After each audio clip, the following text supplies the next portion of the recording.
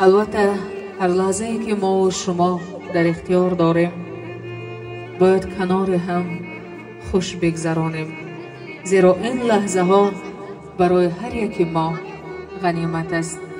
امشب ضیای عشق که ارشاد می شود، بزم وصال یار طرب آباد می شود.